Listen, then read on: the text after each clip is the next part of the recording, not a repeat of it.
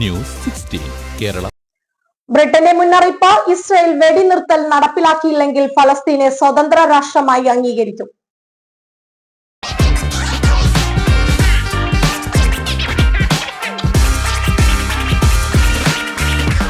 നാട്ടിലേക്ക് യാത്ര ചെയ്യുമ്പോൾ ലഗേജ് ഒരു ടെൻഷനാണോ?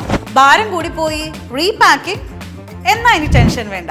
നിങ്ങളുടെ സാധനങ്ങൾ സേഫ് ആൻഡ് സെക്യൂർ പാക്കിംഗ് ഉൾപ്പെടെ കുറഞ്ഞ ചെലവിലും കൂടുതൽ വേഗതയിലും നിങ്ങളുടെ ഡെസ്റ്റിനേഷനിലേക്ക് എത്തിക്കാൻ പ്രൈം എക്സ്പ്രസ് കാർഗോ കുവൈറ്റ്.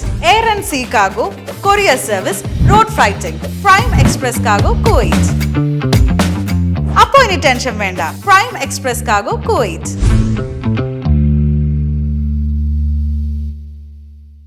ഫലസ്തീനെ സ്വതന്ത്ര രാഷ്ട്രമായി അംഗീകരിക്കുമെന്ന് ബ്രിട്ടൻ മുന്നറിയിപ്പ് നൽകി. ബ്രിട്ടീഷ് പ്രധാനമന്ത്രി കീർ സ്റ്റാർമറാണ് ഈ പ്രസ്താവന നടത്തിയത്.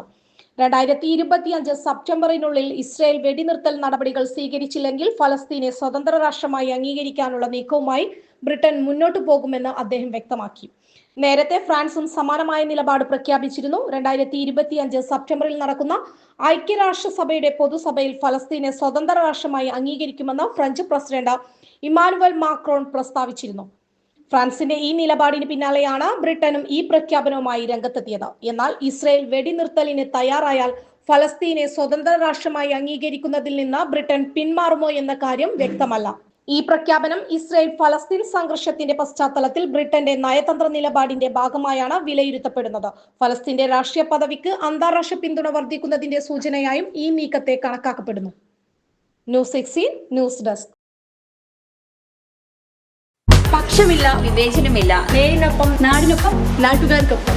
News 16 Kerala channel.